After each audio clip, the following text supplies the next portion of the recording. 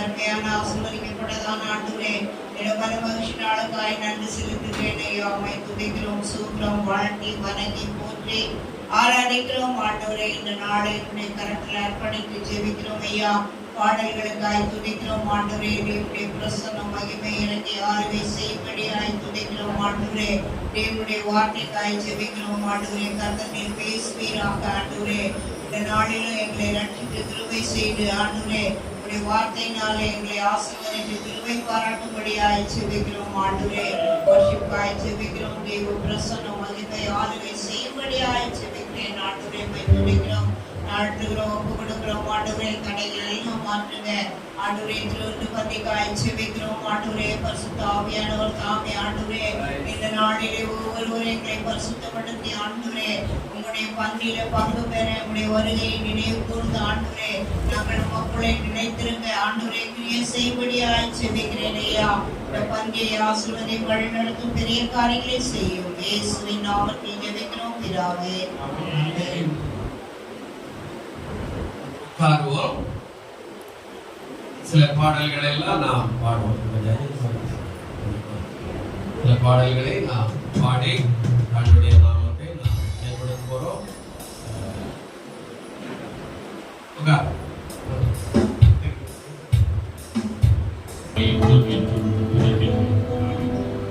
ஸ்தோத்திரம் துதி பாத்திரம் உம்மை என்றும் என்றும் துதித்திடுவேன். ஸ்தோத்திரம் துதி பாத்திரம் உம்மை என்றும் என்றும் துதித்திடுவேன்.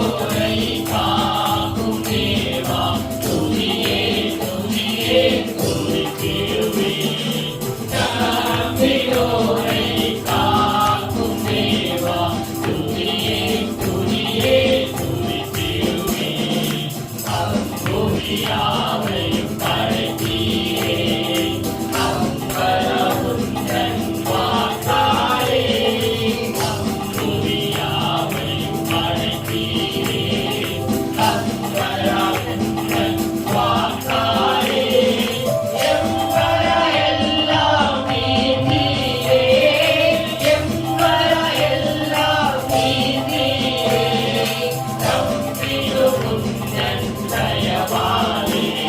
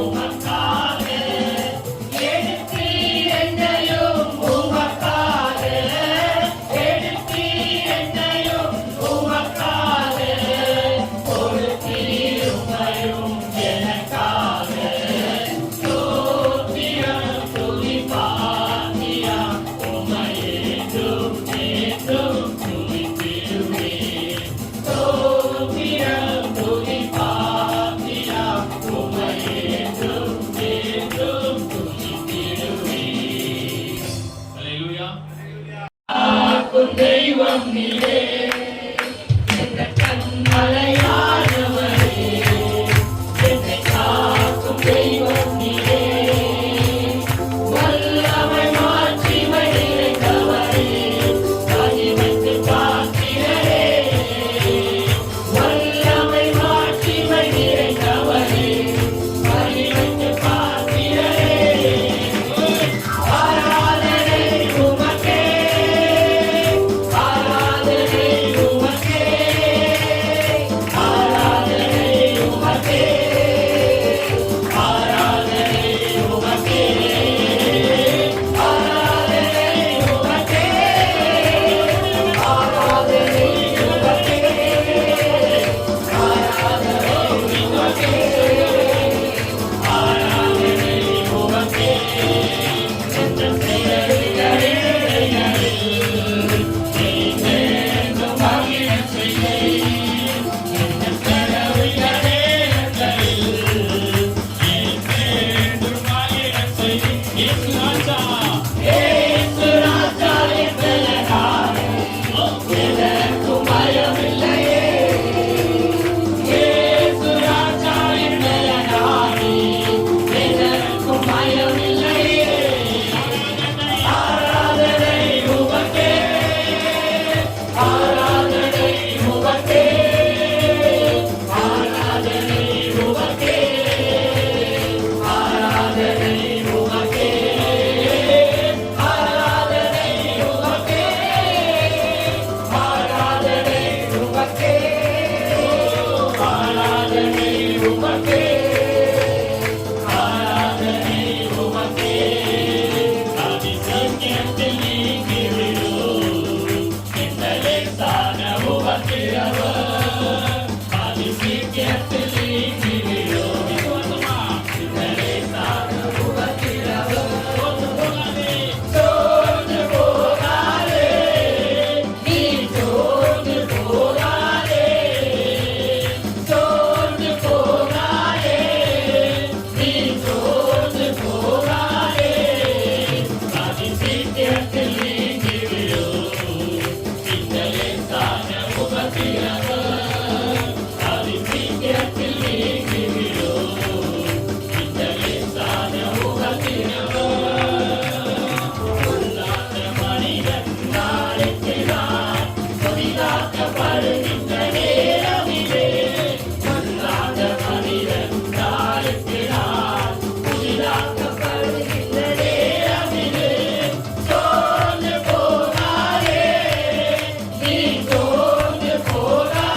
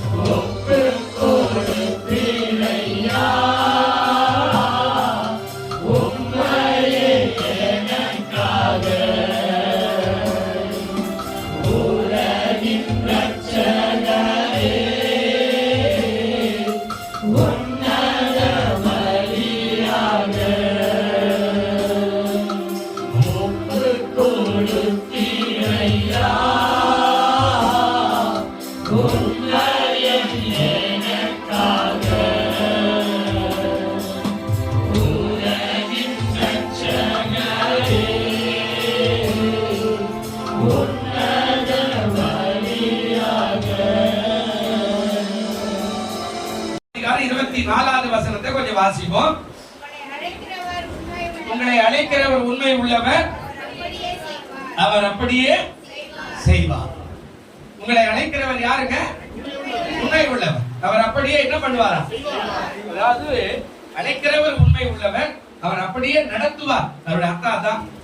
அப்படியே நம்முடைய தேவைகளுக்காக நடத்துவார். இந்த பேனால போட்டு கொடுப்பார்.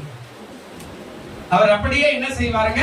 நடத்துவார் அப்படின்னு சொல்லி சொல்லப்படுகிறார். அவருடைய நாமத்துக்கு ஸ்தோத்திரம். அதாவது அழைப்பவர் உண்மை உள்ளவர், ஆசீர்வாதமாய் நடத்துவார் என்று சொல்லப்படுகிறார்.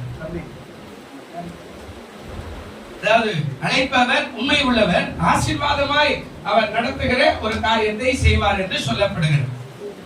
அப்போ இந்த மாதம் உண்மையாக நடத்துவார், ஆசீர்வாதமாய் நடத்துவார், நிச்சயமாய் நடத்துவார் அப்படின்ற விசுவாசிகள் நீங்க ஆண்டவர் உங்களை நிச்சயமா ஆசீர்வதிப்பார். ஆண்டவருடைய நாமத்துக்கு மகிமை உண்டாகட்டும். ஆண்டவர் இந்த காரியத்தை குறித்து நான் ஒரு 3 காரியத்தை மட்டும் நான் சொல்லிவிடுகிறேன். ஒரு 3 காரியம். அதாவது என்ன அப்படின்னா, அவர் சொல்றார் அழைக்கிறவர் உண்மை. எரேமியாவின் புஸ்தகத்தை நாம் திறந்து கொள்ளலாம். எரேமியாவின் புஸ்தகம் 1ஆம் அதிகாரத்தை நாம் திறந்து கொள்ளுவோம். இங்க ஒரு 3 காரியத்தை ஆண்டவர் எரேமியாவின் மூலமாய் நமக்கு சொல்லுகிறார். அந்த எரேமியாவின் புஸ்தகத்துல ஒரு 3 காரியம் இருக்கிறது. அதை நான் இந்த நாளிலே தியானிக்க போகிறோம். ஆண்டவருடைய நாமத்துக்கு ஸ்தோத்திரம். அழைக்கிறவர் என்பவர் உண்மையா இருந்தா சில ஆசீர்வாதங்களை கொடுக்க அவர் வல்லவராய் நல்லவராய் இருக்கிறார். ஹல்லேலூயா. அப்போ அழைப்பவர் சரியா இல்லைன்னா ஆசீர்வாதத்தை குறைச்சிடுவார். சரியா இல்லைன்னு அர்த்தம். அழைக்கிறவர், ஒரு வேலைக்கு அழைக்கிறவர் சரியா இருந்தா நமக்கு மாசம் மாசம் நிறைய சம்பளம் வந்துகிட்டே இருக்கு. ஹல்லேலூயா. அது ஆவிக்குரிய பிரகாரமா அழைத்த இயேசுநாதர் உண்மையா இருந்தா நம்முடைய வாழ்க்கை நல்லா போய்கிட்டே இருக்கும். அதே போல உலகத்துல இருக்கிற குடும்பம் அப்படின்னா புருஷன் மனைவி அழைக்கிறார், தேடி குடிச்சு கல்யாணம் பண்ண வர்றாங்கல்ல, புருஷன் சரியா இருந்தா அந்த மனைவிக்கு நல்ல வாழ்வு இருக்கும். இதெல்லாம் ஒவ்வொன்றையும் நீங்க உன்னிப்பா பார்த்தீங்கன்னா தான் தெரியும். அப்ப இங்க சொல்றார் எரேமியாவுல ஒரு 3 வார்த்தை ஆண்டவர் ஆகிய இயேசு கிறிஸ்து நம்மை பார்த்து சொல்கிறார். முதல் காரியம் எரேமியா 1ஆம் அதிகாரம் 5வது வசனம் இப்படி சொல்றார். எரேமியா 1ஆம் அதிகாரம் 5வது வசனம், நான் உன்னை தாயின் வயிற்றில் உருவாகும் முன்னே உன்னை நான் என்ன பண்ணுகிறேன்? அறிந்தேன். நீ கர்ப்பத்திலிருந்து வெளிப்படும் முன்னே நான் உன்னை பரிசுத்தம் பண்ணி உன்னை என்ன பண்ணிருக்கிறேங்க? ஜாதிகளுக்கும் தீர்க்கதரிசிகளுக்கும் கட்டளையாக நான் வச்சிருக்கிறேன். அப்போ நல்ல கவனிங்க. முதல் காரியம், நம்ம எல்லாம் இயேசு ஏதோ ஒரு காரியத்துக்காக இங்க வர வச்சாரு, பாஸ்டர் வந்து ஜெபம் பண்ணாரு, அவர் ஜெபம் பண்ணாரு, அவர் இதை கொடுக்கறாரு அதை கொடுக்கறாரு, அதனால நான் வந்திருக்கிறேன் அப்படியெல்லாம் ஒண்ணும் இல்லை. உங்களை அழைக்கிறவர் எப்படியா இருக்கிறாரா? உண்மை உள்ளவரா இருக்கிறார். அப்போ முதல் காரியம், நீ தாயின் வயிற்றிலே உருவாக முன்னே உன்னை அறிந்து வச்சிருக்கிறவர் ஆண்டவராக இயேசு கிறிஸ்து. ஹல்லேலூயா. மனுஷன் அறியல, உன் தாயோ உன் தகப்பனை கூட அறியல, ஆண்டவர் மாத்திரம் தான் உன்னை அறிஞ்சு வச்சுக்கிறார்.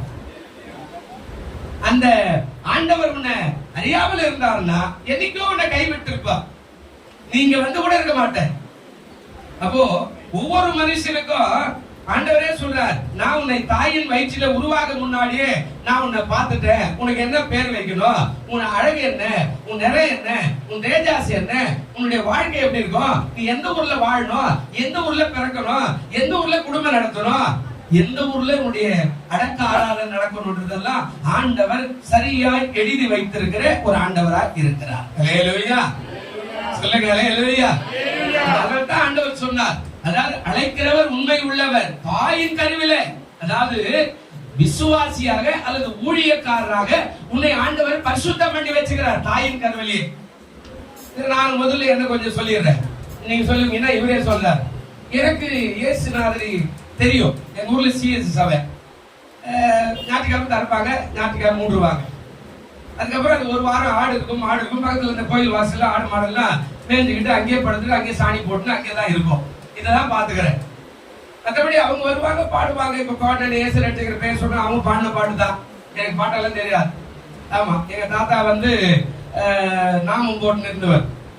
எங்க அப்பா வந்து பெரியார் வழி வந்தவர். ஆமா, அவரு நாமம் போட்டு கோவிந்தா கோவிந்தான்னு சொல்லி இருப்பாரு எப்பவுமே. எங்க அப்பா வந்து பெரியார் சுயநிதி அப்படின்ற மாதிரி வந்துட்டு. இப்ப நமக்கெல்லாம் இதுல எல்லாம் உடன்பாடெல்லாம் சின்ன வயசுலதான் ஒண்ணும் தெரியாது. கிறிஸ்துவா யாரு, ரட்சிப்புனா எப்படி, அபிஷேகம்னா என்ன, சபையில் எப்படி நடத்துது, என்ன பிரசங்கம், எதுக்கு பண்றாங்க பிரசங்கம், எதுவுமே தெரியாது. நமக்கெல்லாம் அப்படி எல்லாம் வாய்ப்பு கிடையாது. நம்ம பிறந்தது அது மாதிரி இண்டுல. அப்ப பாருங்க, இத பிறக்கும் போதே நான் உங்களுக்கு சொல்றேன், எங்க தகப்பனார் என்ன வழி வந்தாலும், பெரியார் வழியோ இல்ல பெருமாள் வழியோ, ஆனா பேர் வைக்கும் போது வித்தியாசமான பேர். என் பிறப்பிலே இன்பநாதன் பேர் தான் எனக்கு சர்டிபிகேட்ல இருக்கும். அது ஒரு கிறிஸ்துவ பேர். இன்பம் என்றால் இன்பநாதன் என்றால், நாதன் என்று சொன்னால் நாதன் இயேசுநாதனுக்கு அடையாளமாக சொல்லப்படுகிற ஒரு பேர். எனக்கு ரொம்ப பேர் அது மாதிரி தான் கேட்பாங்க, இந்த கிறிஸ்டியனா இல்லையே, இல்ல இந்த பேர் கிறிஸ்துவ பேர் ஆச்சு, உனக்கு யார் வச்சா? எங்க அப்பா வச்சா, என்ன சொல்லி வச்சாங்க தெரியாது. அதுவும் குக்கிராமத்துல பஸ் வசதி இல்லாத ஒரு ஊர்ல சிலப்பதிகாரத்துல எங்க குடும்பத்துக்கு பேர் வச்சவர். எனக்கு மட்டும் எப்படி மாறி வச்சாரு எனக்கு தெரியல. ஆனா இங்க வரும்போது தான் தெரிஞ்சது, தேவன் முன் குறிச்சு வச்சார். அல்லேலூயா. ஆமா, எங்க சகோதரன் அண்ணனுக்கு எங்க அண்ணனுக்கு இளங்கோவாடிகள்னு பேர் வச்சார். எங்க தம்பிக்கு அகஸ்தியன் அப்படின்னு பேர் வச்சார். எனக்கு இன்பநாதன் பேர் வச்சார். எப்படி வச்சார் தெரியல. இது இயேசுதான் அங்கே முன் குறிச்சு. அதான் சொல்றாரு, நான் உன்னை தாயின் வயிற்றில உருவாக முன்னே உன்னை நான் என்ன பண்ணிக்கிறேன், அறிஞ்சிருக்கிறேன். பிரியமானதே பிள்ளைகளே, உங்கள் ஒவ்வொருவரையும் நீங்க தாயின் வயிற்றில உருவாக முன்னவே ஆண்டவர் உங்களை பார்த்திருக்கிறார், ஆண்டவர் உங்களை தரிசித்திருக்கிறார். ஆண்டவருடைய தரிசனத்தை அறிந்து கொள்ளும்படியாக அன்றைக்கே உனக்கு பெயர் வைத்து, இந்த காலத்துல இந்த நேரத்துல இந்த இடத்துல இப்படி வாழ, இப்படி ரட்சிக்கப்படணும், ஆண்டவரை அறியணும் என்று ஆண்டவருடைய பெயரோடு கூட வைத்து அந்த இயேசு தான், அந்த இயேசுவானவர் தான் ஆராதிக்க வந்திருக்கிறார். அல்லேலூயா. அப்போ அழைத்தவர் எப்படி இருக்கிறாருங்க? இதுல இன்னொரு காரியத்தை சொல்றார். அதாவது அறிந்திருக்கிறேன், நீ கர்ப்பத்திலிருந்து வெளிப்படும் முன்னே நான் உன்னை எப்படி ஆகிட்டேன், பரிசுத்தமாய் மாறிட்டேன். நீ எனக்கு பரிசுத்தமான ஜனம். பக்கத்துல சொல்லுங்க, நீங்க ஆண்டவருக்கு பரிசுத்தமான ஜனமா இருக்கிறீங்க, அசுத்தம் செய்யாதீங்க. அல்லேலூயா. அடுத்த காரியம் சொல்றாரு, அதாவது பரிசுத்தம் பண்ணி உன்னை ஜாதிகளுக்கு தீர்க்கதரிசியாக நான் என்ன பண்ணிக்கிறேன், கட்டளையிட்டிருக்கிறேன். ஜாதிகளுக்கு அப்படின்னா அடுத்தவர்களுக்கு ஆண்டவரை சொல்லி அடுத்தவர்களுக்கு வரப்போகிற வாழ்க்கையை சொல்லி, அடுத்தவர்களுக்கு எதிர்காலம் என்று சொல்லி, பரலோக ராஜ்யம் எப்படி இருக்கும் என்பதை சொல்லுவதற்கான தீர்க்கதரிசியாக உங்களை தேவன் வைத்திருக்கிறார். அல்லேலூயா. ஆண்டவர் சொன்னார், உங்களை அழைக்கிறவர் யாரா இருக்கிறார், உண்மை உள்ளவர். நான் சொல்றது புரியுதா உங்களுக்கு? எங்க வீட்டுல புரட்டாசி மாசம் எங்க தாத்தா பொறுப்போயிருந்து கோயிலா போட்டு இருப்பாரு. எங்க அப்பா அதெல்லாம் பண்ண மாட்டாரு. எங்க வீட்டுல 2 படம் கட்டாயம் இருக்கும். ஒண்ணு அண்ணாதோட படம் இருக்கும், பெரியார் படம் இருக்கு. இது 2 படத்தை தவிர வேற எதுவுமே இல்ல. சாமி ரூம் எல்லாம் ஒண்ணும் வச்சிருக்க மாட்டார். இது 2 படம் தான் அலங்காரமா ஹால்ல போனீங்கன்னா. இது எனக்கு தெரியாது, ரொம்ப காலமா தெரியாது. சின்ன வயசுல நமக்கு எதுவும் தெரியாது. ஆனா வளர வளர ஏத வச்சுக்கிறாரு போதுதான், ஓ இப்படிதான் இருக்கணும் போல இருக்குது அப்படின்னு இவரு சொல்றாரு, அவரு அப்படிதான் இருக்கணும் போல அவங்க வாழ்க்கையில சொல்றாங்க. அப்போ ஆண்டவர் அழைக்கிறவர் உண்மை உள்ளவர். உன்னை தாயின் கர்ப்பத்திலேயே உன்னை தெரிந்திருக்கிறார். அல்லேலூயா. ஆண்டவர் சொல்ற சங்கீதம் 139 16வது வசனம் ஒரு வார்த்தையை சொல்லுகிறார். வாசி பாருங்க, சங்கீதம் 139 16வது வசனம். என்னுடைய கருவை உம்முடைய கண்கள் கண்டது, என் அவயங்களில் ஒன்றாக இல்லாத போது அவைகள் அனைத்தும் அவைகள் உருவேற்படும் நாட்களும் உமது புஸ்தகத்தில் என்ன ஆயிட்டுதான். எங்க இருக்கணும், எப்படி இருக்கணும், எனக்கு கனவுல கூட திருவச்சூர் தெரியவே தெரியாதுங்க. எனக்கு தெரிஞ்சதெல்லாம் சென்னை சென்ட்ரல் தான் தெரியும், சென்னை இல்ல. வண்ணாரப்பேட்டை தெரியும். வண்ணாரப்பேட்டை எப்படி தெரியும்னா, அந்த காலத்துல நிர்மலா ஸ்டோர்னு ஒண்ணு இருந்தது, இருக்குதா இல்லன்னு தெரியல. இப்போ அந்த ஸ்டோரை பத்தி ரேடியோல அடிக்கடிக்கு விளம்பரம் வரும். இது மட்டும் தான் தெரியும். அதுக்கப்புறம் கொஞ்சம் அப்படியே அந்த பக்கம் பீச் தெரியும், டிவில காட்டுவாங்க அந்த காலத்துல. இந்த சென்னை அவ்வளவுதான் தெரியும். திருவச்சூரை நான் கனவுல கூட பார்த்தது கிடையாது. பெரியமான தேவப்பிள்ளை, அப்போ என்னை கொண்டு வந்து இங்க வச்சு ஊழினா என்ன, சபைனா என்ன, போதனா என்ன, சத்தியனா என்ன, நீ எப்படி செய்யணும், யாருக்கு எப்படி கல்யாணம் பண்ணி வைக்கணும், எப்படி ஞானஸ்தானம் கூட, எப்படி பிள்ளை பிரதேசம் பண்ணும், இதெல்லாம் கற்றுக் கொடுத்த ஆண்டவர் உங்களையும் வழி நடத்த வல்லவராய் நல்லவராய் இருக்கிறார். அல்லேலூயா.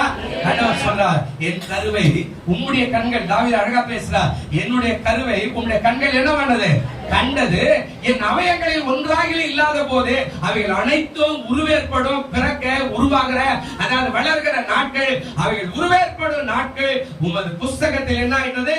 எழுதப்பட்டு விட்டது. அல்லேலூயா. நீயும் நானும் ஏதோ தூக்கி வந்து யாரும் போட்டுட்ட மாதிரி எல்லாம் நினைக்காதீங்க. ஆண்டவருடைய கண்கள் நம்மை கண்டதுனால ஒரு காலம் வந்தது. அந்த காலத்து வரும்போது ஒண்ணு எல்லாம் ஆண்டவர் திருச்சபைக்கு நேராய் வழி நடத்திட்டார். அல்லேலூயா. உங்களுக்கு எத்தனை பேர் தீர்க்கதரிசியா இருப்பீங்கன்னு எனக்கு தெரியாது. எத்தனை பேர் நீங்க பரிசுத்தவான்களா இருப்பீங்கன்னு எனக்கு தெரியாது. எத்தனை பேர் ஊழியக்காரர்களாய் மாறுவீங்கன்னு எனக்கு தெரியாது. எத்தனை பிள்ளைகள் ஊழியக்காரிகளாக மாறுவீங்க தெரியாது. எத்தனை சகோதரிமார்கள் ஊழியக்கார கல்யாணம் பண்ணுவீங்கன்னு தெரியாது. எத்தனை சகோதரர்கள் ஊழியக்கார பொண்ணை கல்யாணம் பண்ணுவீங்கன்னு தெரியாது. எத்தனை பேர் பாஸ்டா போவீங்கன்னு தெரியாது. இது எல்லாமே தேவனுடைய திட்டம் ஒன்று இருக்கிறது. அல்லேலூயா. தேவனுடைய திட்டம் ஒன்று இல்லாமல் நீங்கள் ஒரு நாளுக்கு என்ன செய்ய முடியாது? வந்திருக்கவே வாய்ப்பே கிடையாது. தேவ சித்தம், தேவ நோக்கம் நிறைவேற்றும்படியாகத்தான் உங்களை ஆண்டவர் அழைத்திருக்கிறார். அல்லேலூயா. மனுஷ வாழ்க்கை கிடையாது. ஆமா, மனுஷ வாழ்க்கையில எதுவுமே கிடையாது. அவர் அழைத்த அழைப்பு தான் உங்களை அழைத்திருக்கிறார். உண்மை உள்ள மரண பரியந்தம் உங்களை சரியா நடத்தக்கூடியவர் அவர் ஒருவர் மாத்திரம்தான். அல்லேலூயா. அவர் ஒருவர் மாத்திரம்தான். அந்த ஆண்டவரை நீ பற்றிக்கொள். உனக்கு ஆசீர்வாதம் நிச்சயமாய் சாகர வரையில கொடுப்பார். ஏன்னா அவர் தான் சொல்றார், உங்களை அழைக்கிற அவர் உண்மை உள்ளவர், அவர் அப்படியே செய்வார். அவர் அப்படியே. ஃபாதர் கூட ஒரு பாட்டு பாடுவார். தாயின் வயிற்றில் தோன்றினார் ஆயுள் காப்பவர், தாயின் வயிற்றில் தோன்றினார் ஆயுள் முழுதும் காப்பவர், காப்பவர், காப்பவர்.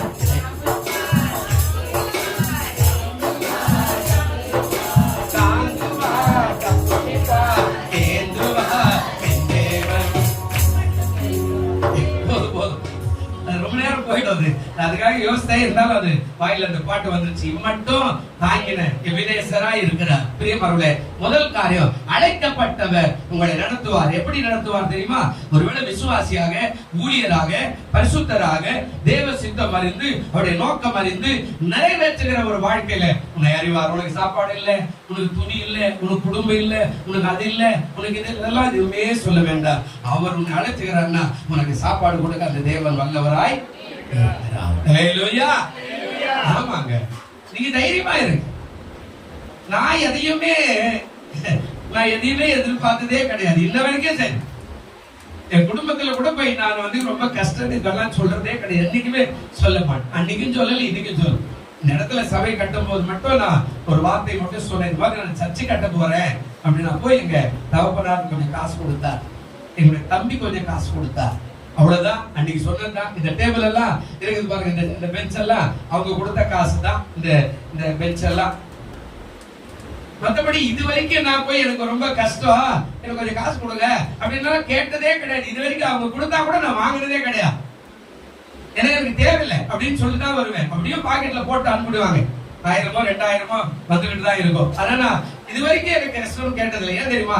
என்னை அழைத்தவர் உண்மை உள்ளவர், அவர் அப்படியே நடத்துவார். அல்லேலூயா. அப்படிதான் 40 வருஷமா நடத்துறாரு. தனி ஒரு ரூம்ல நான் படுத்திருக்காரு. நான் எதை பத்தியும் கவலைப்படுறேன். ஜெபம் மட்டும் படுத்துக்கோ, காலையில எழுந்து போயினா இருப்போம். அவ்வளவுதான். இப்படிதான் நடக்கிறது. அவன் செத்துட்டான், இவன் செத்துட்டான் அப்படின்னு நம்ம அதெல்லாம் நான் என்னைக்குமே கவலைப்படுறது.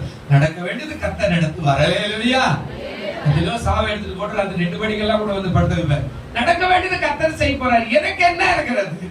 அவர் தான் என்ன அழைச்சவர். இந்த திருவத்தூர்ல எத்தனை வருஷம் இருக்கணும்ன்றது அவர் தான் சித்தம் வச்சுக்கிறார். எத்தனை ஆண்டுகள் இருக்கணும் அவர் தான் வச்சுக்கிறார். அதனால நான் எப்பவுமே கவலைப்படுறதில்லை. நேற்று கூட வந்து சொன்னார், பார்த்தாலும் ஒரே ஜாலியாவே இருக்கிற கவலை இருக்குது, அதை பத்தி எல்லாம் கவலைப்படக்கூடாது. ஏன்னா அவர் பார்த்துக்க போறார். எனக்கு என்ன அப்படின்னு பெரிய அப்போ அழைத்தவர் உண்மை உள்ளவர். அவர் சொல்றார், முதல்ல உன்னை தாயின் வயிற்றில என்ன செய்தாரா கண்டுபிடித்து உலகத்துக்கு அனுப்பி நீ என்ன வேலை செய்யணும், என்ன வியாபாரம் பண்ணணும், என்ன காரியங்களை செய்யணும், உன்னை கல்யாணம் பண்ணணுமா பண்ணக்கூடாதா, எத்தனை பிள்ளைகள் இருக்கணும், அந்த பிள்ளைகள் எப்படி வளரணும், உனக்கு என்ன வாழ்க்கை, எந்த ஊர்ல வாழ்க்கை, எந்த ஊர்ல அடக்கம் பண்ண, எந்த ஊர்ல நீ வாழ்ந்து சுகித்து இருக்கணும், எல்லாமே செய்து வைத்திருக்கவே நம்முடைய ஆண்டவராக இயேசு கிறிஸ்து. அல்லேலூயா. நீ கவலைப்படாத, அவர் பார்த்துக்குவார். உலகத்துல சொல்லுவாங்க மரம் வச்சுவேன் தண்ணி ஊத்துவான்னு உலகத்துல சொல்ல எவன் வச்சாலும் தண்ணி ஊத்துவானா? நம்ம உலகத்துல அனுப்பினவர் ஆண்டவராக இயேசு கிறிஸ்து இருக்கும் போது அவர் நம்ம தண்ணி ஊத்த மாட்டாரா? கரங்களை தட்டு மலையா நமக்கு சோறு போட மாட்டாரா? நமக்கு துணி கொடுக்க மாட்டாரா? நமக்கு தேவையான சந்திக்க மாட்டாரா? நாம எப்ப பார்த்தாலும் துக்கத்தோட இருக்கிறோம். ஆண்டவரே சோத்திரம் கண்ணுக்குதா இருக்குதா இதெல்லாம் கேட்காதீங்க. தாயின் வயிற்றுல காப்பாற்றினவர், பூமிக்கு கருவாய் வந்தவர். சங்கீதக்காரன் தாவீது ஒரு இடத்துல சொல்றார், ஆண்டவரே சூரியனை காணாதபடி மூத்திர புண்டங்களாய் கலைந்து போகிறவர்கள் ஏராளம் அப்படின்றார். சூரியனை காணாதபடி கர்ப்பத்திலே கருவை கலைச்சு போடுற ஆட்கள் ஏராளம். மூத்திர பிண்டன் சொல்றார். அப்படின்னா எத்தனை மூத்திர பிண்டோ கருவை பூமியில சூரியனை காணாமலே போய் குப்பைக்கு போய் உயிர்ந்து போச்சு, செத்து போச்சு, மண்ணுக்கு போச்சு. உன்னை என்னை ஆண்டவர் ஆசீர்வாதமா வச்சுக்கிறாரு. அல்லேலூயா. அவர் தான் சொன்னார், உங்களை அழைக்கிறவர் உண்மை உள்ளவர், அவர் அப்படியே பயப்படா. ஏன் பயப்படுற?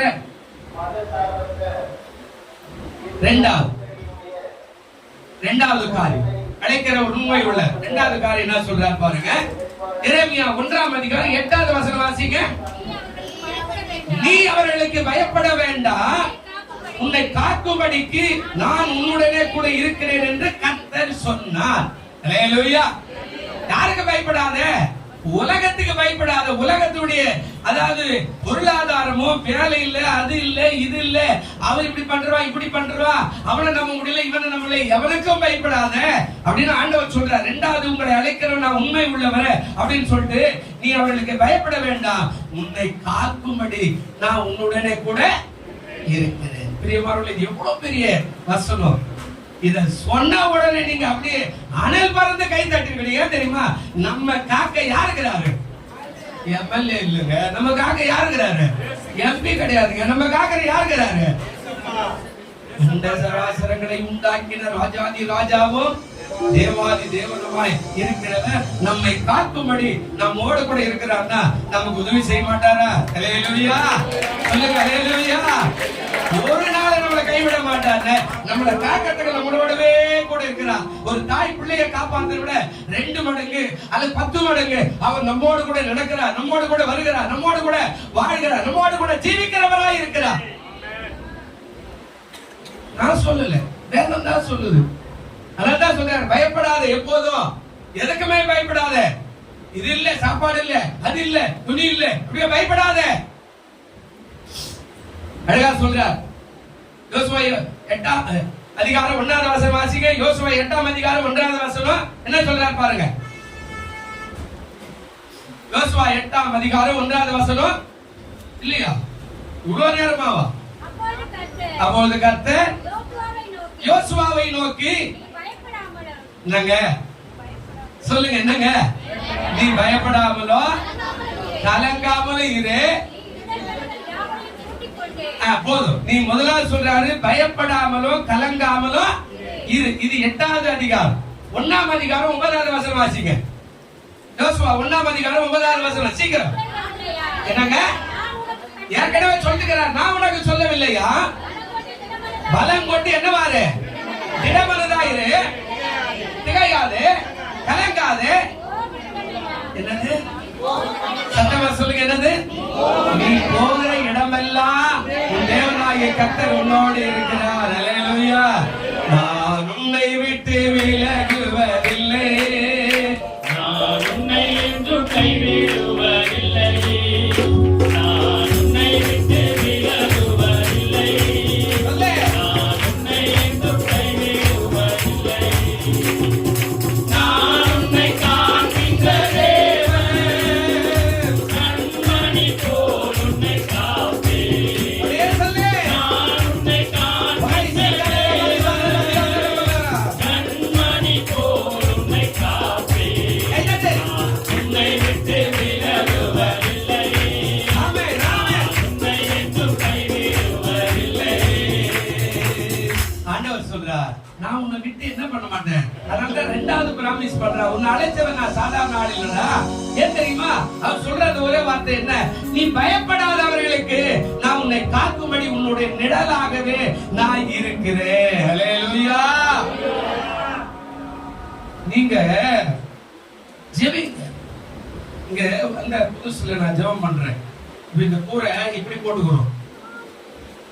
இது ஆரம்பத்துல அந்த இடத்துல இருந்ததுனால இப்படி பாதி இறக்கணும். மூங்கில் போட்டுருணும். எல்லாத்தையும் கட்டி முடிச்சுட்டு இரவு நேரத்துல ஜெபம் பண்ணலாம். நீங்க வந்து ஜெபிக்கிறது 11 மணி இருக்கும். ஜெபம் மட்டும் அப்படியே சாதிட்டு தூங்கி இந்த தூணுக்கு நேரம் அந்த நீண்ட ஒரு கும்பல பெரிய சர்ப்பம் அப்படி சுத்திக்கிட்டு அப்படின்னு பாருங்க. தரிசனம் நேரம் இல்லை. எங்களெல்லாம் தெரிஞ்சு போச்சா ஏதோ விசேஷனுடைய கிரியை இருக்கிறார். மறுபடியும் எடுத்து ஜோம் மறுபடியும் 2வது நாளைக்கு வந்து மறுபடியும் படுத்து ஒரு 3-4 நாள் தரிசனம். அதுக்கப்புறம் அது எப்படி போச்சுன்னு எப்படியும் அதுக்கப்புறம் இங்கே கூட சில இடத்துல இப்போ கூட மத்தியானத்துல ஒரு கட்டில் வச்சுக்கிற பாருங்க. இப்ப தடாரம் போட்டு இங்க கூட படுத்து தூக்கிடும். மத்தியானத்துல கூட நான் போறது கூட கிடையாது. இப்போ இடம் ஆண்டவர் பரிசுத்தமாய் மாற்றிட்டார். வரகிற ஊழியக்காரங்க சொல்றாங்க இடம் ரொம்ப வந்துட்டு போற 2 பேரும் போன்ல சொல்றாங்க ரொம்ப அருமையான பரிசுத்தமான ஸ்தலம். இந்த ஸ்தலம் இன்பநாதனுக்கு மகிமை, இயேசுநாதருக்கு மகிமை. ஆமா, இந்த இடத்துல அவ்வளவு சத்துரு நிறைய ஆட்கள் உங்களுக்கு தெரியாது. நிறைய பேர் மேல போயிட்டாங்க. அவங்களும் நிறைய பேர் வந்து வார்த்தையெல்லாம் பேசிருக்கிறாங்க என்கிட்ட இந்த இடத்துல. ஆமா, எப்படி நடத்துருவேன் அவங்க ஒரு குறிப்பிட்ட காலத்துல போயிட்டாங்க. என்னத்துக்கு போனாங்க எப்படி போனாங்கன்னு தெரியாது. ஆனா அவ்வளவு சண்டையெல்லாம் போட்டாங்க. தெரியுமா? நான் இதை எதுக்கு சொல்றேன் அப்படின்னா, ஆண்டவர் சொல்றார் 2வது உங்களை அழைத்த உண்மை உள்ளவர். அவர் அப்படியே செய்வார்னா பயப்படாத, நான் உன்னை விட்டு விலகுவதும் இல்லை, உன்னை கைவிடுவதும் இல்லை. இன்னொரு வசனத்துக்கு கீழ் வருவோம் பாருங்க. எரேமியா 15:20 வா. இன்னும் 10 நிமிஷம் இருக்குது. 3வது முடிச்சுற எரேமியா 15:20 வந்தீங்கன்னா எப்படி அது சொல்றாரு பாருங்க. விட்டு விலக மாட்டேன்னு 15:20 என்ன சொல்றாரு பாருங்க. என்ன அழகா பேசுறாரு பாருங்க. உன்னை இந்த ஜனத்திற்கு நான் என்ன பண்ணிருக்கிறேன், உன்னை இந்த ஜனத்துக்கு எதிரே அரணான வெண்கல அலங்கமாக்குவேன். அவர்கள் உனக்கு என்ன சொல்றாங்க, விரோதமாக யுத்தம் பண்ணுவார்கள், ஆனால் உன்னை மேற்கொள்ள மாட்டார்கள். உன்னை ரட்சிப்பதற்காகவும் உன்னை தப்புவதற்காகவும் நான் உன்னோடு இருக்கிறேன். ஹல்லேலூயா. 2 காரியத்துக்கு நம்மளோடு இருக்கிறாரா? என்ன காரியம்? 1 ரட்சிப்புனா மீட்பு, விடுதலை. 2வது காரியம் தப்புவிப்புனா பாதுகாப்பு. எத்தனை பேர் வந்து நமக்கு விரோதமா எழுப்பினாலும் அவர் இரவு நேரத்துல சங்காரம் பண்ணி உனக்கு தேவனுடைய அரணாக நின்று கொண்டிருக்கிற ஒரு தேவனுடைய ஆண்டவராக இருக்கிறார். ஹல்லேலூயா. ஆண்டவர் அழைச்சுக்கிறார்னா சும்மா அழைச்சிட்டு சோறெல்லாம் கொடுக்கல, அவன் எப்படியா போ அந்த காண்டி கடைக்கு மாதிரி சொல்லுவாங்க, அது மாதிரி எப்படியா நம்ம வந்துட்டியா போ, அப்படியெல்லாம் இல்லைங்க. நீ போராடுவாயானால் வெற்றி உனதாகவே. ஹல்லேலூயா. ஆமா, போராடுவாயானா வெற்றி உன்னதா சார்ந்து இருக்கும். உன்னை தவிர வேற யாருக்கும் என்ன செய்யாது, போகாது. ஏன் தெரியுமா? அவர் உன்னோடு கூட இருக்கிறார். அதனால தான் சொல்றாரு இந்த 8வது வசனத்துல இங்க சொல்றாரு, நீ அவர்களுக்கு பயப்படாத. யாருக்கு? சத்துருக்கு பயப்படாத, பிசாசுக்கு பயப்படாத. யார் வந்து உன்னை விரோதிக்கிறவர்களா இருந்தாலும் பயப்படாத. ஏன் தெரியுமா? உன்னை காக்கும்படி நான் உன்னோட. ஆனா நீ ஆலயத்துக்கே வரமாட்டேன், சபைக்கே வரமாட்டேன், பிரமாணங்களை கடைபிடிக்க மாட்டேன், பைபிளை வாசிக்க மாட்டேன், ஒன்னும் செய்ய மாட்டேன், நான் ஊர் சுத்தில இருப்பேன் அப்படின்னா உங்களோட ஆண்டவர் இருக்கிறாரா இல்லையான்னு என்னால சொல்ல முடியாது. அவர் சொல்றார், நீ பயப்படாத, உன்னை அழைச்சுக்கிறவன் நான் தான். உன்னை ஏன் இந்த சபைக்கு வச்சிருக்கிறேன், ஏன் உன்னை கடவுள் எனக்காக அழைச்சுக்கிறேன்னா உன்னை நான் காக்குறேன். ஏன் தெரியுமா? நீ அநேகருக்கு தீர்க்கதரிசியா இருப்பாய். ஹல்லேலூயா. என்றைக்காயிலும் ஒரு நாள் அழிந்து போகிற ஆத்துமாக்களை நீ சுவிசேஷம் அறிவிச்சனா அவன் மனம் தெரிவிடுவான். ஹல்லேலூயா. என்றைக்காக ஒரு இடத்துல ஒரு சகோதரியை பார்த்துட்டு உன் கவலைகளுக்கு நான் ஜெபிக்கிறேன், நீ நல்லா வாழ்வன்னு சொன்னா நீ தான் தீர்க்கதரிசி. ஹல்லேலூயா. என்றைக்காக ஒரு வாழ்க்கையில ஒரு மகளை பார்த்து ஒரு மகனுக்கு கல்யாணம் பண்ணி வைக்கிறியா, நீ தான் அவனுக்கு தீர்க்கதரிசி. ஒரு மகனுக்கு ஒரு மகளை பார்த்து கல்யாணம் வைக்கிறியா, நீ தான் அவனுக்கு தீர்க்கதரிசி. ஏன் தெரியுமா? அந்த காரியத்தை செய்யும்படியாக தேவன் நம்மை அழைச்சிருக்கிறார். ஹல்லேலூயா. அழிந்து போகிற ஆத்துமாக்களை நம்மை ஆண்டவர் பரலோக ராஜ்யத்துக்கு நேராய் திருப்பும்படியாக அந்த தேவன் நம்மை அழைச்சிருக்கிறார். நாம் அவர்களை திருப்பும் போது அவர்கள் தேவனுடைய ராஜ்யத்துக்கு வந்து விடுவார்கள். நீ தான் தீர்க்கதரிசி. ஹல்லேலூயா. ஆனா நீ சோர்ந்து போய் எனக்கு என்ன கொடுத்தாரு இயேசுனார், எனக்கு என்ன பண்ணாரு இயேசுனார், எனக்கு என்ன செஞ்சார், நான் ஏன் கோயிலுக்கு போகணும், நான் ஏன் காணி கொடுக்கணும், எது கொடுக்கணும் இல்ல. உன்னை இவ்வளவு ஆசீர்வாதமா வச்சிருக்கிறார். நான் என் வீட்டுல 15 ஏக்கர் பம்ப் செட் எனக்கு. நான் 30 தவிர எங்க வீட்டுல எதையுமே வாங்கினதே கிடையாது. எனக்கு ஞாபகம் இருக்கு 17 வயசு வரைக்கும். ஆமா, எல்லாமே விளையும். இடம் இல்லாம அது மேலதான் தூக்கி இருக்கிறோம். வேர்க்கடலை மூட்டை கணக்கில் இருக்கும், பச்சை கடலை காயத்துக்கு வழி இல்லாத, வெயில் காயாது, எடுத்து போட்டுருந்தா அது மேல்தான் டவலை போட்டு படுத்து தூங்கி இருக்கிறோம். மஞ்சள் அது மேல்தான் படுத்து, துவரங்க அது மேல்தான் படுத்து இருக்கிறோம். ஆமா, மக்காச்சோளம் அது மேலதான் படுத்து இருக்கிறோம். சேப்பங்கிழங்கு வாரி போட்ட சேப்பங்கிழங்கு முளைச்சிட்டு அந்த வயல் பூராவை தூக்கி அப்படியே செடி செடியா குடிங்க ஒரு செடி புடுங்க 2 கிலோ இருக்கும், அது மேலேயே தூங்கி இருக்கிறோம். நெல்லு மூட்டை கணக்கா இருக்கும். நல்லா கவனிங்க பிரியமான தேவ பிள்ளைகளே, இது எல்லாம் அது ஆசீர்வாதம். ஆனா ஆண்டவர் ஏற்றுக்கொள்ளும் போது அதெல்லாம் என் கையில இப்ப இல்ல. ஆமா, நான் ஒரு வாய் சோத்துக்கே வழி இல்லாத மாதிரி ஹாஸ்பிட்டல் கைமாவே சுத்தி நின்ற ஒரு காலம் இருக்கிறார். ஆனா அன்றைக்கும் கைவிடல, இன்றைக்கு என்னை கைவிடல. ஆமா, அன்றைக்கு நான் உழைப்பாளி தான், பயங்கரமா எனக்கு அந்த விவசாயத்துல அதான் சொல்ல போனா எந்த வேலையுமே எனக்கு அதான் தெரியாத வேலையே கிடையாது. நடுவு நல்லா கலை வெட்டலாம், அண்டை வெட்டலாம், அறுப்பறுக்கலாம், போர் அடிக்கலாம், சகல வேலையும் செய்வதான். 17 வயசு வரைக்கும் எனக்கு தெரியாத வேலையில ஒரு செடி முளைக்குதுன்னா கூட இந்த இலை என்ன செடின்னு நான் உடனே சொல்லுவேன். இது கத்திரிக்காய் செடியா இல்ல காரக்காய் செடியா அல்ல என்ன கீரைன்னு கூட சொல்லுவேன். இப்ப கூட எனக்கு அது ஞாபகம் வரும். பிரியமானவர்களே, அவ்வளவு ஆண்டவர் வெறுத்து என்னை தூக்கின்னு வந்து அதல பாதாளத்துல தள்ளினான். சோத்துக்கு வழி இல்லாத மரத்தடியில ஒரே ஒரு தோசையை சாப்பிட்டுட்டு, அந்த காலத்துல நான் சொல்றேன் 1985 காலகட்டத்துல எனக்கு நல்லா ஞாபகம், அதாவது 83 80 காலகட்டத்துல ஒரே ஒரு சாதா தோசையை சாப்பிட்டு 2 ரூபாய் சாப்பிட்டு மீதி 2 ரூபாய் மடியில் வச்சுக்கிட்டு பச்சை தண்ணி வாரி குடிச்சிட்டு கடவுள் என்னை காப்பாத்துவார், இந்த பைபிள் எனக்கு உதவியா இருக்கும்னு சொன்ன காலம், அந்த காலத்தை நான் நினைக்கிறேன். அன்றைக்கும் சரி இன்றைக்கும் சரி கர்த்தர் என்னை ஆசீர்வாதமா வச்சிருக்கிறார். அல்லேலூயா. நீங்க அவ்வளவு சோறெல்லாம் சாப்பிடுறது இல்லை. ஒரு காலத்துல ஒரு பிரிஞ்சு கிடைக்குமானா அழுது இருக்கிற காலம் உண்டு. ஒரு பிரியாணி கொடுக்கலன்னா ரொம்ப அழுது இருக்கிற காலம் எல்லாம் உண்டு. ஏதாவது கொடுப்பாங்களா? இன்னைக்கு அதெல்லாம் வேண்டான்ற காலம். ஏன் தெரியுமா? கர்த்தர் அவ்வளவாய் ஆசீர்வதிக்கிறார். தேவ பிள்ளையே, நீ கவலைப்படாத. எனக்கு இந்த வியாதி, எனக்கு அந்த வியாதி, கவலைப்படாது. எனக்கு இது நடக்கல அது நடக்கல, கவலைப்படாது. உன்னை அழைத்தவர் உண்மை உள்ளவர், அவர் அப்படியே செய்வார். என்ன ஊழியத்துக்கு அழைக்கும் போது இந்த வார்த்தை தான் எனக்கு வந்து, மறுபடியும் இந்த மாசம் தான் எனக்கு அந்த வார்த்தை வந்தது. என்ன ஊழியத்துக்கு அழைக்கலாம். எப்படி ஆண்டவர்? இந்த ஊர்ல யாரையுமே தெரியாத ஆண்டவர், எனக்கு சொந்தக்காரன் கூட இல்லை, எனக்கு அப்பா அம்மா கூட ரட்சிக்கப்படல, எனக்கு கல்யாணம் கூட ஆகல, மனைவி ரட்சிக்கப்படல, மாமியார் கூட சப்போர்ட் இருப்பாங்கன்னு யாருமே இது என்னை எப்படி வந்து ஊழியம் செய்வது அழுத போது ஆண்டவர் எனக்கு வெளிப்படுத்தின வார்த்தை இதுதான். இதுக்கு ஆதாரமா இன்னொரு வார்த்தை ஆண்டவர் வெளிப்படுத்தினார். தேவன் உண்மை உள்ளவராக பாடு வரும். எனக்கு பற்றுகளாக கொடுத்து அதுதான் பல பாடுகள் பட்டிருக்கிறேன் நான் இந்த ஊழியத்துல. 1 கொரிந்தியர்ல நீங்க வாசிங்கன்னா 10ஆம் அதிகாரம் 13வது வசனம் வாசி பாருங்க. எனக்கு அந்த சபை ஆரம்பிக்கும் போது 2 வசனம் தான் எனக்கு வந்தது. என்னங்க? மனுஷனுக்கு நேரிடுகிற சோதனை அல்லாமல் வேற சோதனை உங்களுக்கு நேரிடுவதில்லை. தேவன் எப்படி இருக்கிறாரு? அந்த கீழே தான் ரொம்ப கஷ்டம். என்ன சொல்றாரு? உங்கள் திராணிக்கு மேலாக நீங்கள் சோதிக்கப்படுவதற்கு அவர் இடம் கொடாமல் சோதனையை தாங்கத்தக்கதாக சோதனையோடு கூட அதற்கு தப்பிக்கொள்ளும்படியான போக்கையும் எனக்கு தெரியாது. ஆனா ஏற்றுக்கிட்ட பேருக்கு இந்த தேவன் உண்மை உள்ளவரும் இங்க அழைக்கிற ஒரு உண்மை உள்ள வசனம் மட்டும்தான் இருக்குது. எத்தனையோ பாடுகள், எத்தனையோ பேர் கைவிட்டுட்டு போன காரியம், எத்தனையோ பேர் நம்பிக்கை துரோகம், எத்தனையோ பேர் மோசம் போக்கின காரியம், எத்தனையோ இந்த 40 வருஷம் இந்த ஊர்ல நான் 90ல வந்தாள். எத்தனையோ ஆனா அத்தனையும் முறியடித்து என்னை ஆண்டவர் ஆசீர்வாதமாய் வைத்திருக்கிறார். அல்லேலூயா. அதே ஆண்டவர் உன்னையும் ஆசீர்வதிப்பார். சகோதரியே, கவலைப்படாத. உங்களை அழைக்கிறவர் உண்மை உள்ளவர். அப்படியே அவர் என்ன செய்வாரு? ஆமா, 13 ஆபரேஷன் பண்ணிட்டு நேத்து கூட சொல்ற, உன்னை பார்த்தா நான் அப்படி சொல்லலையா, உங்க சபையில வந்து ஊழியர் கூடத்துல வந்து உட்காரும் போது ஓடி ஆடி செய்யற காரியத்தை பார்த்து நான் சாதாரணமா தான் இருக்கேன் நினைச்சேன். நீயா சொன்னதாயா தெரியும் உடம்புல.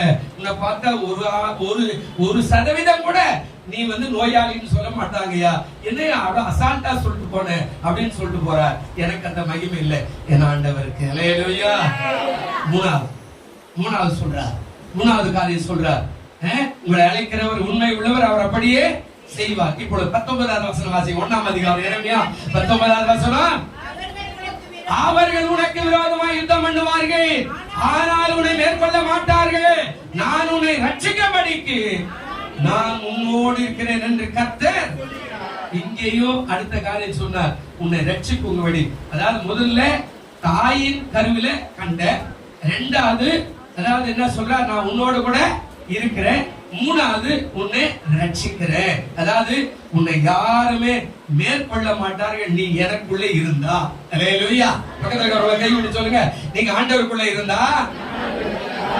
கையை பிடிச்சி பாஸ்டர் நீ ஆண்டவருக்குள்ள இருந்த மாதிரி என் மூஞ்ச பார்த்து சொல்லுகிறேன், அவங்க பக்கத்தை பார்த்து சொல்லுங்க, நீங்க ஆண்டவருக்குள்ள இருந்தா. பக்கத்துல கை தூக்கினா கொஞ்சம் இழுத்து சொல்லுங்க, நீங்க ஆண்டவருக்குள்ள இருந்தா உங்களை யாரும் மேற்கொள்ள முடியாது. உங்களை ரட்சிக்க உங்கள் ஆண்டவராக இயேசு கிறிஸ்து உங்களோடு இருக்கிறார். அல்லேலூயா. கரங்களை தட்டுவோமா எல்லாரும். மூணாவது, உங்களை அழைச்சவர் உண்மை உள்ளவர். உங்களை அழைச்சவர் உண்மை. எத்தனை மரணம் தெரியுமா? வண்டி ஓட்டும் போது ஒரு செகண்ட்ல எல்லாம் தப்பிச்சிருக்கிறது. ஆமா, எத்தனையோ தூரம் இங்க ஒரு எதுக்காக இப்படி ஏறுகிறேன், இங்க ஒரு சேர் மேல ஏற சேரை வழிக்கின்னு போய் தம்முன்னு ஊதி ரெண்டா போயிட்டு அந்த சேரை யாருமே இல்லை. அப்புறமா ஐயோ என்னையா அப்படி ஆயிட்டு, எத்தனையோ காரியம் பிசாசு எங்கெல்லாமோ விழ தள்ளி இருக்கிறார். ஆனா என்னை ரட்சிக்கும்படி என் தேவன் என்னோடு கூட இருக்கிறார், உங்களோடு கூட அந்த தேவன் இருப்பார், உன்னை மேற்கொள்ள மாட்டார். சங்கீதம் 129 2வது வசனத்தை கொஞ்சம் வாசிங்களே, என்ன சொல்றார்? சரியா 10 மணி ஒரு 5 நிமிஷத்துல திருவுக்கு போயிடலாம்.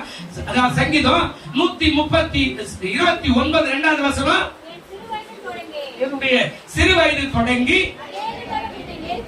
அநேக தரம் என்னை நெருக்கியோ என்னை மேற்கொள்ளாமல் போனார்கள். ஏன் தெரியுமா? தேவாதி தேவன் உங்களோடு இருக்கிறார். அல்லேலூயா. என்ன செய்யலாங்க? மேற்கொள்ளல. ஏன்னா மேற்கொள்ள முடியாது. ஒரு சாட்சி நேற்று ஒரு ஊழியர் சொன்னார், இந்த அதிகாலை ஜெபம் ஒண்ணு நடக்குது, நாங்க போவோம் மாசம் சனிக்கிழமை முதல் சனிக்கிழமை. அவர் சொல்லுவோம் ஆரம்பத்தில் அவங்க ஜெபம் பண்ணி சபையில கூடி ஜெபம் பண்ணிக்கிறோம். அவங்க எல்லாம் சொன்னாங்க, அப்படியே ஜெபம் பண்ணிக்கும் போது அந்த சபைக்கு வந்து அந்த ஜெபத்தை நிறுத்துறோம். காலையில் 7 மணிக்கு என்னடா கத்துறீங்கன்னு சொல்றதுக்காக ஒரு கூட்டம் வந்து வாசல்ல நின்று உள்ள போறதுக்கு வழி இல்லாம அங்கிருந்து போன் அடிச்சு போன் வச்சு பாஸ்டர் வெளியே கூப்பிடுறாங்க. ஏயா எல்லாம் கத்திருக்கிறீங்க, உள்ள வரலான்னு பார்த்தா ஏதோ ஒரு அக்கினி வந்து எங்களை எல்லாம் தள்ளுது. உள்ள எட்டி காலை வச்சாலே அப்படியே ஏதோ சுட்டு யாரோ நெருப்பு வச்சு விட்டுருவா, நாங்க வெளியில வந்துடுறோம். என்னையா நடக்குதுங்க பாருங்க. ஜெபித்தா உண்மை சுற்றி அக்கினி முதலாய் தேவன் இருப்பார். அல்லேலூயா. ஜெபிக்கிறீங்களா? இன்னைக்குனா குடும்பமா ஜெபம் பண்ணிக்கிறியா? நீங்க ஜெபம் பண்றதானா டெய்லி உங்க வீட்டை சுற்றில அக்கினி முதலாக இயேசு நிற்பார். தனி ஜெபம் பண்ணினா உங்க வீட்டை சுற்றில அக்கினி முதலா இருப்பார். நீ தூங்கி இருந்தேன்னா அக்கினி முதலுக்கு பிசாசு வந்துட்டுவான். மகளே நல்லா காத்து வருது, நல்லா தூங்கு மகள். இன்னும் பக்கத்துல சொல்லுவான், என்ன டிவி போடல, நல்ல சீரியல் போடுது, அருமையான காட்சி, மகளை பாரு அது பாப்பா வராது. இவனா வந்து தட்டு இருப்பாரு. ஏசி எல்லாம் செய்ய மாட்டாரு. ஆனா நீ ஜெபிக்கிறவளா இருந்தா, நீ ஆண்டவரோட கூட இருக்கிறவளா இருந்தா, உன் வீட்டை சுற்றில அக்கினி மதிலாய். அதனாலதான் சொல்றேன், இந்த சிறு வயது முதல் என்ன என்ன செய்யலாம் அவங்க மேற்கொள்ள முடியல. நீதிமொழி 20:22 என்ன சொல்றாரு பாருங்க. நீதிமொழி 20:22 ஒரு வார்த்தை சொல்றாரு, வாசிக்க சீக்கிரம். ரொம்ப பெரிய பிரசங்கம், ஆனா என்னால நேரம் இல்ல. சொல்றாரு, என்ன சொல்றாருங்க? தீமைக்கு சரி கட்டுவேன் என்று சொல்லாது கர்த்தருக்கு காத்திரு, அவர் உன்னை ரட்சிப்பார். அல்லேலூயா. அவர் உன்னை என்ன செய்வாருங்க? ரட்சிப்பார்.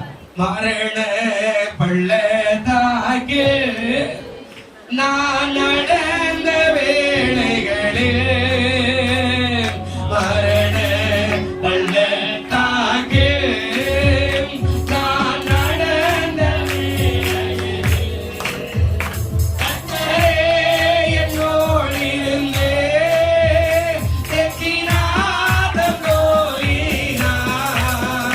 கர்த்தரே என்னோடு இருந்தே எத்தினாதம் தோழினார்.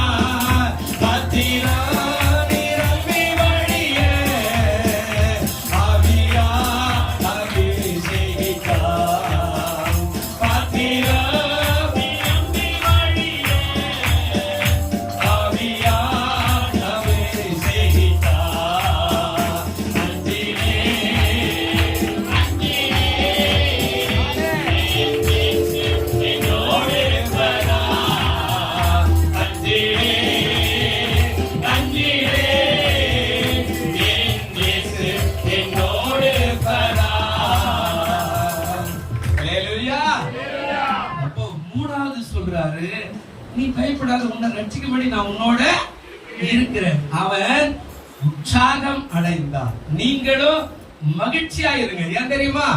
அழைத்தவர் எப்படி இருக்கிறார்? அவர் இவர் விட்டார், அவர் விட்டாரு, இப்படி அவர் செத்து அப்படி செத்த, என் வீட்டுக்காரர் இப்படி வச்சார். எதுவுமே இல்லை. எல்லாம் நேரப்படியே நடக்கும், எல்லாம் நேரங்காலமோடு நடக்கும். ஆனா உன் தேவையை சந்திக்க அவர் நல்லவராய் இருக்கிறார். நல்லவராய் இருக்கிறார். நான் எடுத்து பார்க்கல. வெளிநாடெல்லாம் எஸ்னா தூக்கி போவாங்க. எங்கேயோ மாட்டு கோட்டாயில மாடு மேய்ச்சிக்கிட்டு அங்க பள்ளிக்கூடத்துல போய் சோரத்து ரோட்டு வந்து வெக்கப்படல. உண்மையே பேசுறேன். அவன் பக்கத்துல கிராம பள்ளிக்கூடத்துல ஓடுவோம், தோல்னா பள்ளியை மாட்டிக்கிட்டு கடற்கடல் வந்து சாப்பிடுவோம். அந்த கூடோ களியே இருக்குது, சாப்பிட்டுட்டு மறுபடியும் வயல் கிடக்குவோம். இந்த வாழ்க்கை. ஆனா ரட்சிப்புனா என்ன, பிரசங்கனா என்ன, எப்படி ஆராதிக்கணும், எப்படி பாடணும், எதுவுமே தெரியாது. இந்த கழுதைய எடுத்து பயன்படுத்துறாருன்னா உன்னை செய்ய மாட்டாரா? அல்லேலூயா. ஒரு முறை கை பிடிச்சு சொல்லிடுங்க, நீங்க ஆண்டவரால கண்டுபிடிக்கப்பட்டவங்க, அழைக்கப்பட்டவங்க. நிச்சயமாய் மரண பரியந்தம் உங்களை காப்பாற்றுவார். அல்லேலூயா. இந்த செய்தியை கேட்டுக் கொண்டிருக்கிற மக்களுக்காய் ஜெபிக்கிறோம், பார்த்து கொண்டிருக்கிற மக்களுக்காய் ஜெபிக்கிறோம். கர்த்தர் ஒவ்வொருவரையும் ஆசீர்வதிங்க, கிருபையினால மூடுங்க. அழைத்தவர் உண்மை உள்ள அப்படியே நடத்துவார் என்று சொல்லி வாக்கு கொடுத்தவன். எரேமியாவுடைய புத்தகத்துல 3 காரியத்தை பார்த்தவன். அந்த வார்த்தையின்படி ஒவ்வொருவரையும் நடத்துங்க, தாங்குங்க, ஆசீர்வதிங்க, கூட இருங்க, தப்புவீங்க. இயேசு கிறிஸ்துவின் நாமத்துல வேண்டிக் கொள்கிறோம் நல்ல பிதாவே. ஆமென், ஆமென்.